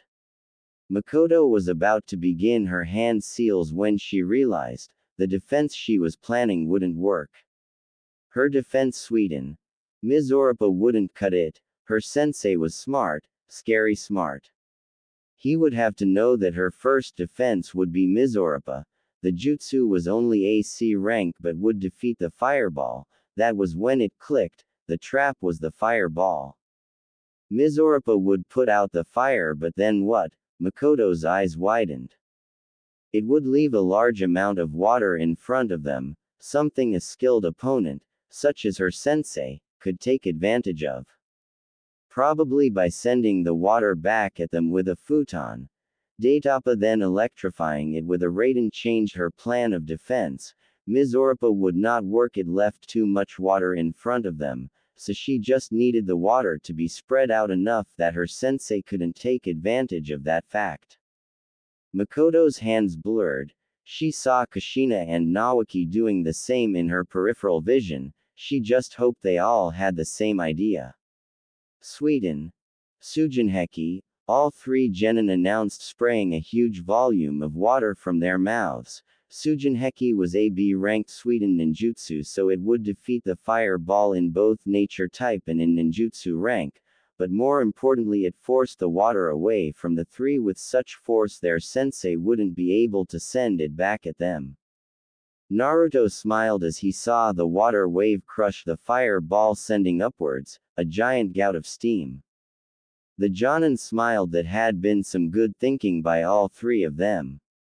The Sujinheki prevented him from turning the jutsu back at them, and with the force the water was launched with allowed them a means to counter-attack as well. They were getting better.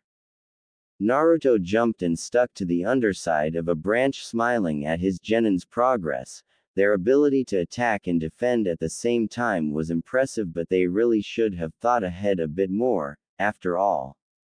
With all of the steam hanging around the battlefield right now, he could easily pull off a sneak attack. The 3 should have dispersed the steam it with a futon technique the moment the fireball was put out. Still, for a bunch of genin that was more than passable. Naruto smirked, as he held his hands up. Kurigakure no Jutsu. With all the steam his team would not be able to tell the difference. The mist mingled with the steam, making it harder to see. The blonde stayed silent as he crept toward his genin over the branches. Kushina looked around. Was it just her, or was the steam getting denser? Her eyes widened. Oh shit, Kurigakure no Jutsu. The red head blurred through hand seals. She wasn't really one for ninjutsu, but her sensei had forced her to become at least proficient in the art. Futon. Datapa. The young Uzumaki yelled at the top of her lungs, the wind technique pushing the combined mist and steam away. Kushina whirled looking for her teammates. Her eyes widened. Nawaki was already on the ground out cold, and Naruto was right behind Makoto. Makoto! Yelled Kushina in warning. Naruto's hand descended and the Uchiha's eyes rolled into the back of her head as she was rendered unconscious. Naruto blurred out of Kushina's sight. The Uzumaki heiress felt a stinging sensation before everything went dark. Naruto looked down at the fallen figures of his 3 students. They were getting better. Not quite ready to survive the hell that was war, but they were getting better. Naruto wasn't even sure that he would ever feel that his genin were ready to face war. He had gotten far too attached to them to even want to consider them put onto a battlefield. Naruto knew the horror of war. The 3rd Shinobi War was coming. The blonde knew that. Naruto just hoped that he had a bit longer before he had to put his students to the test in that hell. The blonde picked Kushina up in a bridal carry while creating 2 clones for Nawaki and Makoto. Naruto took to the trees. Jumping back towards the entrance to Training Ground 5, Konoha, the blonde hadn't really spent much time around the village. He was always either training to improve his own skills, training his genin, or taking missions. Besides, he knew the layout and the families well enough that Naruto didn't really need to spend much time inside Konoha.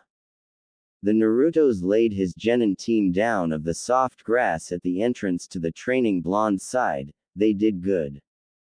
Naoki had a good feeling for ninjutsu and was above average at taijutsu, though he did need to learn not to rely on his clan's forms so much. Things like that would make him over-specialized and rigid, like the Hyuga. Naruto would not let that happen to one of his students. Next was Makoto. The girl showed a strong aptitude for ninjutsu, then again that was something he expected from an Uchiha, but also for genjutsu. Naruto couldn't use genjutsu, though he could break just about all of them, so the blonde really wasn't much help there. He had made a mental note to ask around the village for a genjutsu user so he could ask them to train Makoto, but Naruto wanted to get her above the genin norm first. Finally, there was Kushina. The redhead was definitely not a ninjutsu user. It wasn't that she was bad at using ninjutsu per se, but rather that in comparison to her other strengths, her talent with ninjutsu was negligible at best. Not that Naruto hadn't pounded the basics of several jutsu into the Uzumaki's head, Kushina may have not held a great amount of talent for the art. But Naruto would not let her neglect her training in the art just because of that. That being said, the girl's aptitude for Tai and Ken jutsu was amazing. In addition to that, the redhead was always getting better with those chains of hers. Naruto had not yet started teaching Kushina the art of the sword in earnest just yet, preferring to bring her other forms up to scratch first. That being said, what he saw when he did train her was amazing. The girl was a wonder with a sword just waiting to be discovered. Naruto guessed that was something he had inherited from his mother, a love of blade work. The blonde looked up at the sky and sighed. It had been almost 2 months since his match against Koken, and since then the Uchiha clan would not leave him alone. They were trying, and quite desperately, to get Naruto under their thumb. Trying everything from bribing him to offering marriage contracts. At one point a contract for Makoto herself was offered to the blonde. Hell, the Uchiha clan offered to adopt him as one of their own. Naturally, Naruto turned them down. He was an Uzumaki to the bone. Even if he wasn't using the name, he would not be joining another clan unless it was by marriage, and even then it would not be for a political marriage. His students had also not stopped hounding him over the Rasengan. Naruto knew he shouldn't have used the attack. After all, his father had been made famous for creating it along with the Hiraishin no Jutsu. Naruto really hoped he hadn't screwed up the timeline too badly with that little stunt. Though knowing that because of his luck, that was probably a vain hope. He looked down at his genin. They were ready. While he had been working the group's basic skills and teamwork over the last 2 months, that wasn't all he was doing. Every now and then Naruto would throw something different at the three, such as a lesson in Fuinjutsu or Kenjutsu. Just to see the kind of aptitude the genin had in that area. Any time they excelled, Naruto filed it away so he could teach them later. Now that they had the basics and teamwork above genin level, Naruto was ready to start teaching them some new skills. The blonde knew that Naoki and Makoto's families were teaching them on the side, so the blonde planned to pay some more attention to Kushina. Not that he would neglect their training, only that Naruto would allow a little more freedom to Kushina in what she learned. For example, when the members of his genin team met, they did so every Monday, Wednesday, Friday, Saturday and Sunday. The other 2 days they had off. Naruto knew for a fact that Makoto and Naoki's families trained them in their family arts on these days. Naruto would extend the same offer to Kushina. Since there were no Uzumaki in Konoha besides her, Naruto would offer the redhead some extra training on the days off so that she wouldn't feel left behind when the Uchiha and Senju started upping Makoto and Naoki's training in the clan's arts. Something that Naruto suspected they would do soon, as the two were starting to show a lot of growth as ninja and as people. The blonde heard a groan and looked down as Naoki woke up. "What the hell hit me?" the Senju heir asked blearily. Naruto smiled. The Senju reminded him a lot of himself when he was younger. He had reflected on that in private once. He suspected it was that resemblance that had gotten Tsunade to come back to Konoha. "That would be me, Naoki-kun," Naruto said, smiling down at the brown-haired boy, who looked at Naruto for a second before sighing. "Knocked us unconscious again, sensei," the Senju said with a small chuckle. This was how all their spars ended after all. Rather than try to beat the blonde, the three genin used it as a test to see how long they could survive for. Naruto nodded at the genin's statement, before smiling at his young charge. "You guys did really well. 2 months ago you couldn't last more than 10 minutes against me at that level, now you're up to 45. Naruto said, prizing the Senju heir and his teammates, who were still unconscious. Naoki blushed slightly under the blonde's praise. Naruto always gave praise where it was due, but never when it wasn't earned. "Ah, but we still can't beat you now, can we, sensei?" Naoki replied, smiling at the blonde. Naruto shrugged and gave a mischievous grin in return.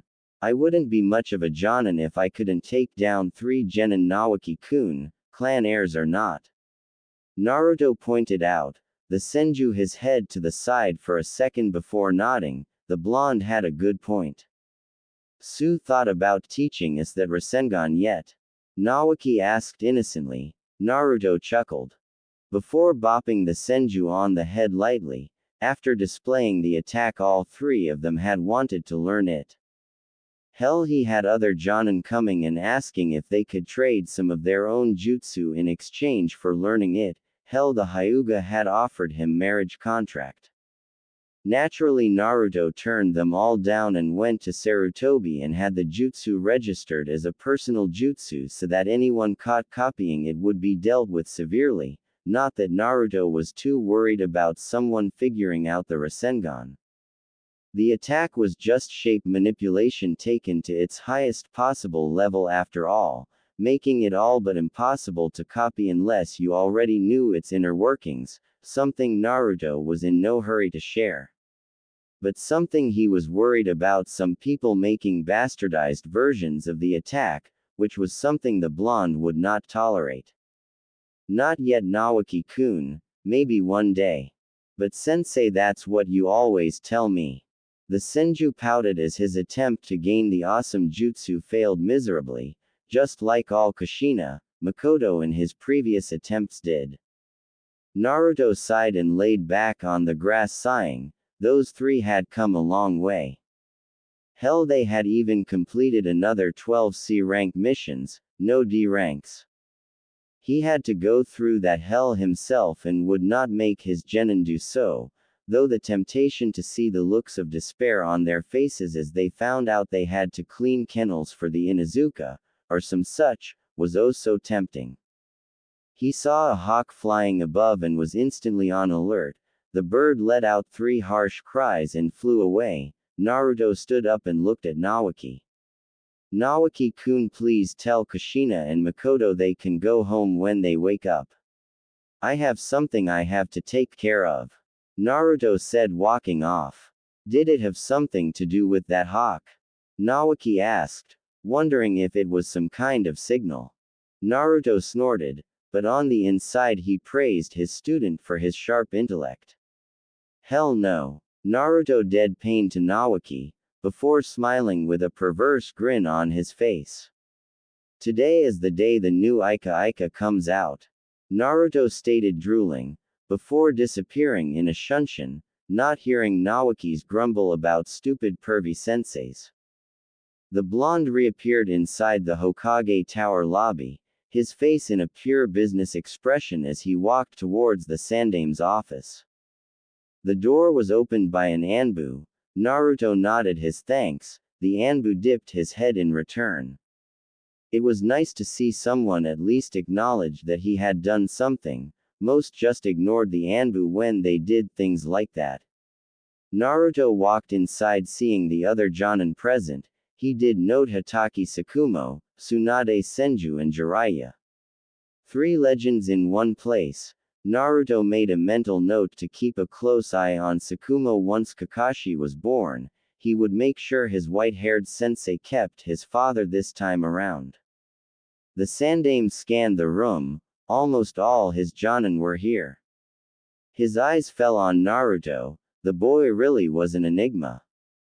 That technique he used, the Rasengan, was incredible and he cared for his students before anything else. Yet he never walked around Konoha or got to know its people, but seemed to care for the village. But how could the young man care if he didn't know the people? The Sandame shook his head to clear it of his thoughts. He needed to focus right now. Hiruzen looked around the room again. Yes, all of the Jonin senseis were here. He could start his announcement. The others it didn't really affect, they could be told later. Thank you for coming, Hiruzen stated, his eyes surveying the room again. As you all may know, in 6 months the biannual Chunin exams will be held in Konoha. Naruto's mind shut down. What the hell was going on? The Chunin exams weren't put into practice until after the Third Shinobi War. Naruto knew that as fact. Jiraiya had at least pounded some basic history into his head. He would need to consult with Akane about this. This changed everything. If his knowledge of the timeline was this far out, who knows what else had been changed. The Sandame continued and Naruto shook his thoughts off and paid attention. I would like the Jonin senseis of all teams to come forward and please state if you will or will not be nominating your teams. Naruto, Jiraiya, Tsunade and several others stepped forward. Naruto ignored the first 3 but started paying attention again when he saw Tsunade step forward. I Senju Tsunade Jonin of Konoha do hereby nominate Uchiha Tayaki, Junichi Amy and Khan of Team 4 for the Chunin exams as their Jonin sensei. Tsunade said confidently before stepping back in line. Naruto wondered why Tsunade had an Uchiha as a student. After what Koken had said, he honestly didn't think that he would let anyone but an Uchiha train his clan members. Then again, Tsunade was a member of the Densetsu no Sanin. Proud bastard probably made an exception and allowed her the honor of teaching an Uchiha or some such. Naruto sighed and stepped forward, feeling all eyes on him. The blonde sighed. What can he do? On one hand, letting his team into the exams would be a great way for them to gauge how strong they were and how far they had to go. On the other hand, they would be indisposed for a few days and miss out on training. More importantly, they could die and he would not be there to save them this time. Naruto sighed. He knew what he was going to do. Kushina, Makoto and Nawaki would kill him if he didn't nominate them. Man, he wasn't even Kushina or Makoto's boyfriend and he already felt whipped. Now he knew what Shikamaru felt like when Naruto teased him about his relationship with Tenmari. Naruto took a deep breath. I Narukami Naruto Jonin of Uzugakure do hereby nominate Senju Nawaki, Uchiha Makoto and Uzumaki Kushina of Team 5 for the Chunin exams as their Jonin sensei. Naruto stated, drawing gasps from around the room. He sighed. Was this how Kakashi felt when he nominated them as rookies? Geez, you'd think that someone who could easily take apart an A-ranked ninja like Koken would have their judgment trusted, but no. Tsunade rounded on the blonde, grasping the front of his vest. What did you just say? The blonde asked in a low tone. Naruto just looked at her impassively. I said I nominate my team for the Chunin exams, Senju-san. Do you have a problem with that? Naruto asked coldly. Tsunade looked at him, fire in her eyes. They only just graduated, they are not ready for something like this. Don't you get it? They could possibly die. Tsunade practically spat in Naruto's face, who still looked impassive. Are you done? The blonde asked, his voice cold enough to turn water to ice. Tsunade looked at him, taken back for a second before her rage returned full force. Hell no, I'm not done. I am not letting my little brother go off and get himself killed for your pride. Tsunade snarled at the blonde. Naruto placed his hand next to his kunai pouch, something all the Jonin noted and tensed. Senju, get your hands off me before I remove them from you. Naruto hissed at Tsunade, who seemed startled by his anger, enough so that she let go of his vest. The moment that your little brother put on that hinata he so proudly wears, he became an adult. He can drink, smoke, have and die for his home because he wears that hinata. More importantly, when he put on that hinata he became my soldier. This is not a clan affair, nor is it something you have any control over. I am his Jonin sensei, not you, Tsunade. Naruto finished and turned back to Hiruzen, who looked a little taken back by the whole scene. As I said, Hokage-sama, I would like to nominate Team 5 for the exams. The aging Hokage nodded. Naruto's anger faded. The blonde would admit that Tsunade's anger was reasonable, but he hated seeing people underestimating his students. They had worked hard, damn it, and he would be damned if he just let other people, even if they were family, talk about his students when they had no idea of their full capabilities. Naruto tuned out as they started nominating teams again, before turning back in when Jiraiya stepped forward. I, Jiraiya Jonin of Konoha, do hereby nominate Namikaze Minato, Hyuga Hiyashi and Inuzuka Sume of Team 7 for the Chunin exams as their Jonin sensei. The white-haired man finished and stepped back. Naruto was about to tune out again when he heard a whisper from behind him. Figures the Namikaze clan would have their golden boy put in the exams, wonder how he'll do. Came the light voice of a Jonin from behind him. Naruto's mind stopped again. Namikaze clan. His father wasn't part of a clan, only his mother was. What the hell was going on here? Was it the timeline that was out, or was it something else? No, it couldn't be the timeline. Even if the timeline was out, a little time wouldn't affect clan status. Actually, no, it could. But his father was an orphan, not a clan member, and no clan called Namikaze had ever existed to his knowledge, so that just left one other option. The Kamui hadn't sent him through time but rather through dimensions. Well, it wasn't like he hadn't thought that it was a possibility. Still, with the way everything had been going so far, Naruto had just assumed he had been sent through time instead. The blonde gulped. He needed to talk to Akane about this, and fast. Naruto's was pulled out of his thoughts as Hiruzen started to speak again. Very well then, teams 4, 5 and 7 will be entered into this year's Chunin exams. The exams start in 6 months. Have your genin ready by then. The forms for enrollment can be collected any time from now until a day before the exams. You are free to leave. The Jonins nodded as one. Tsunade turned to give Naruto another piece of her mind but found only leaves dropping to the floor as the blonde exited via Shunshin. Naruto figured he could pick up the forms tomorrow. Right now he needed to speak to Akane, and the faster the better. Kushina walked through the front door of her apartment. It wasn't a large affair. Combined kitchen, living and dining, a single bathroom and her bedroom. Compared to what she had lived in when she was in Uzu, it was small. Not that Kushina minded, at least there was no wasted space. The redhead sighed as she collapsed down on her couch. That training session was beyond tiring, then again they always were. Naruto would push them to their breaking point, then back off, then push them to it again and again, forcing them to improve faster and faster. The blonde was a slave driver when it came to training.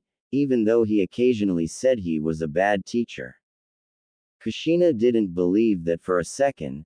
Every lesson was easy to understand. Then he expanded upon it, let them ask questions and explained what they didn't understand, before summarizing the lesson. All the time a monologue was running. When fighting, dodge then counter. If they were sneaking, embrace the shadows, see but don't be seen. For jutsu, feel the flow of the chakra and direct it, never try to use a technique you don't understand, and so on. The man really did make his lessons stick, no matter what. Then there was what he focused on when they trained. Kushina was far from a stupid girl. No one would ever call her a genius, but she was no fool. When they had first graduated the academy, Makoto, Nawaki and her had been somewhere between mid to high genin level. Now they were somewhere between low to mid chunin level. The blonde had quite literally pounded the basics into them. The moment he found even the slightest deficiency, they were drilled on it until it was perfect. Be the problem in strategy, battlefield tactics, ninjutsu, genjutsu, taijutsu, kenjutsu, hell even fuinjutsu or assassination were drilled until their basics were perfect. But for all his training, Kushina had to ask one question about Naruto: why? None of the other genin teams were training even half as hard as they were. Sure, she could just put that down to him being a training maniac, but it felt like something more. Kushina had always trusted her instincts, and right now they were telling her there was more to her. Hell, the entire team's training the Naruto was letting on. Her musing was broken by a knock on the door, dragging her exhausted body to the door. She flung it open. This had better be good, or else someone was going to be in pain. Kushina's eyes widened in shock when the blonde, whom her thoughts had just been on, stood there with a serious look on his face. "Hi sensei, what can I do for you?" Kushina asked nervously. She felt a blush creep up her face. Damn these hormones.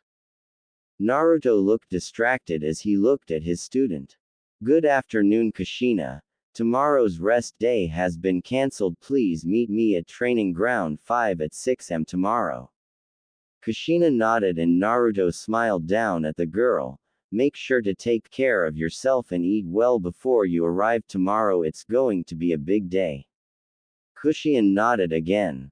"Thanks, sensei," the redhead said as brightly as she could in such an exhausted state.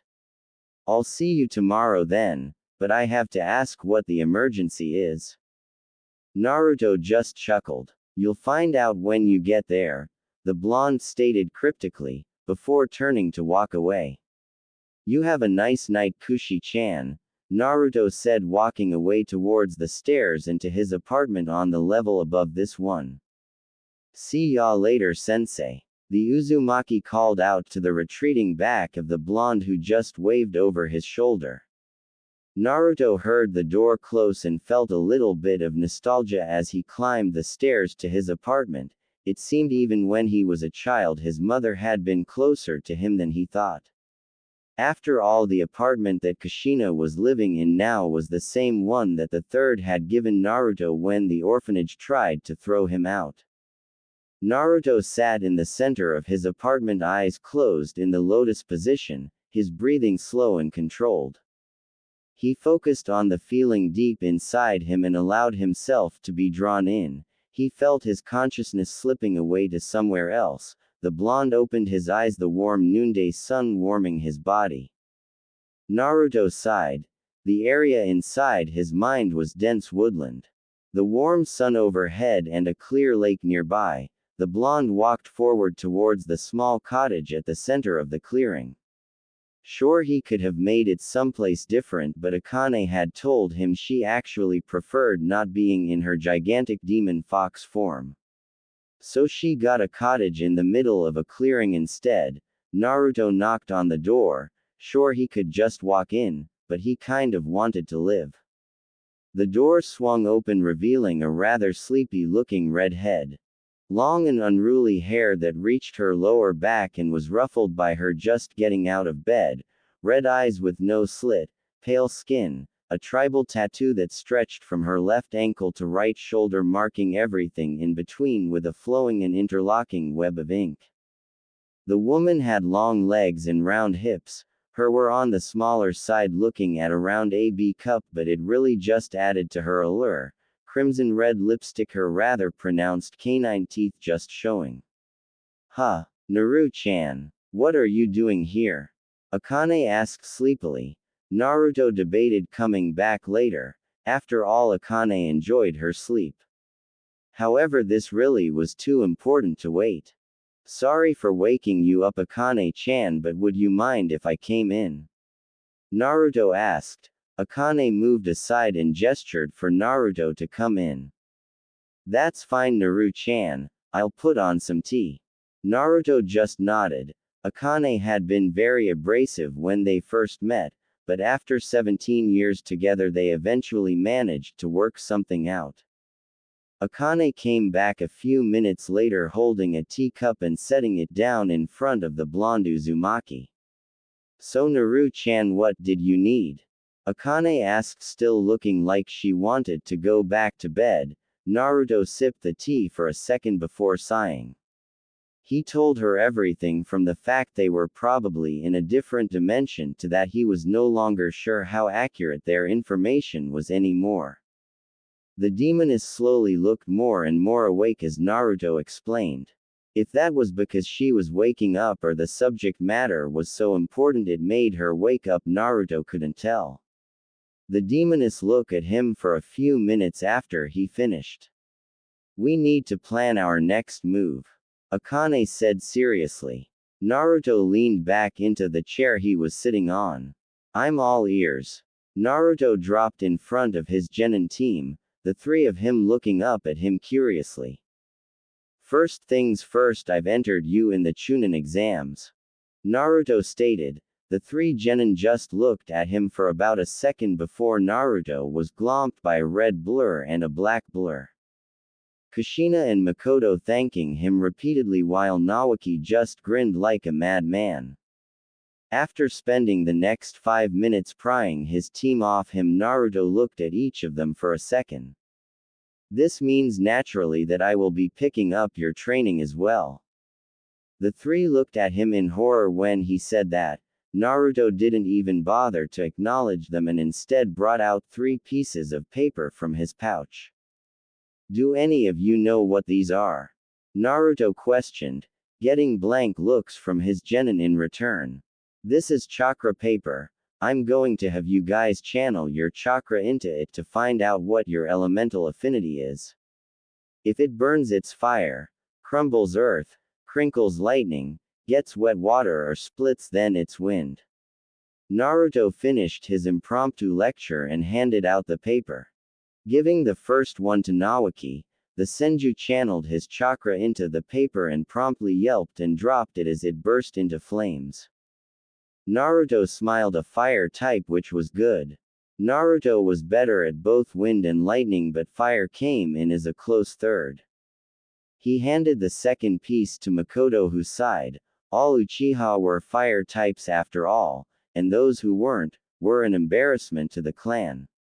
She channeled her chakra and felt her mouth go dry. The paper crinkled. She was not attuned to fire but lightning. No, this could not be happening. Makoto started to hyperventilate.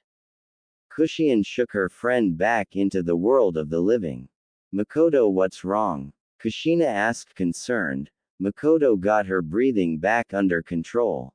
Sensei, could I please have another piece of paper, please? Naruto nodded and handed her another. Makoto channeled her chakra again. The paper crinkled. Tears began gathering in the Uchiha's eyes. Naruto wiped them away, causing the girl to look up at her sensei, who looked down at her with something approaching sorrow in his eyes. What's wrong, Makoto-chan? Naruto asked, concerned for his student. The girl started to tear up. I'm attuned to lighting, the girl said simply. Naruto still couldn't see the problem. The Uchiha are fire users. To be otherwise is an embarrassment to the clan. Makoto repeated the words that had been told to her by her tutors. Naruto shook her a little and forced the girl to look at him, and Naruto smiled down at her. Well, if you think you're an embarrassment to the clan, I'm a wind user.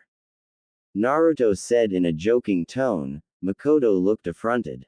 But sensei, that might be fine for you, you're not an Uchiha, but for me, they might discard me, throw me out unless I prove to be better than a fire user.